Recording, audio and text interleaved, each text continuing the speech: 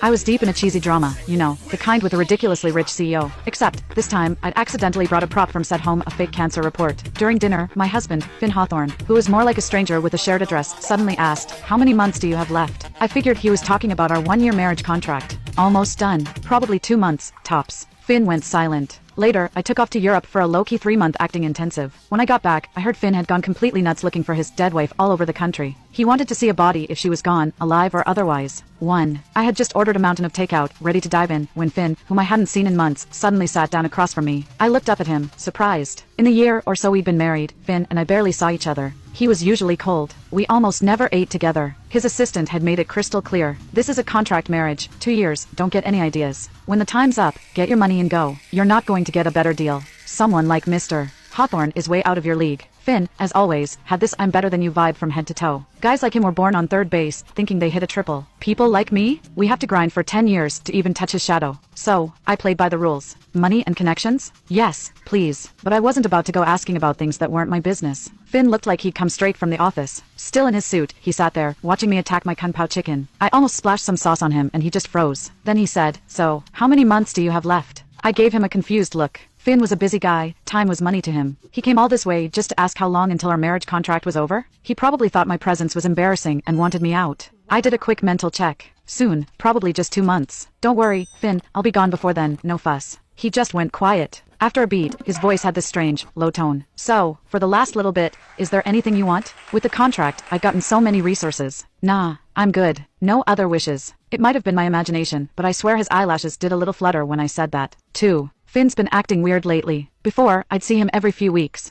Now, he's been around the house every day. I was just finishing up with my agent after waking up when I saw him sitting in the living room just staring at me. It gave me the creeps. I smiled at him. "Not at the office today?" He shook his head. "Work's not important right now." I remembered my agent telling me that his ex, Sarayu, was back in town. I glanced at the wine bottles on the table and suddenly it made sense. His assistant had told me the only reason Finn had signed that year-long contract was that I looked a lot like his one that got away. Sarayu, a rising star a couple of years back, had apparently dumped him and moved abroad. Finn, being rich, had decided to use me to piss her off. I had to admit, it was a power move, and me, I was just a pawn in their stupid rich people's game. Since I'd just wrapped a CEO chasing the love of his life rom-com, I was taking a break. While tidying up, I remembered the prop tumor report was still in my bag. I tore my bag apart. Nothing. Probably the maid, Maria, had tossed it out. No biggie, I could tell the director. 3. To avoid disrupting Finn's lovesick brooding, I hung out in my room, binging shows and snacking. I choked on water when I laughed, leading to a huge coughing fit. Knock, knock. Finn's voice, all panicked, was on the other side. "Is it worse? Are you in pain?" I couldn't talk through my coughs. He busted into the room. I was in tears. A real mess. Finn, Mr. Always composed, looked lost. He called his assistant while saying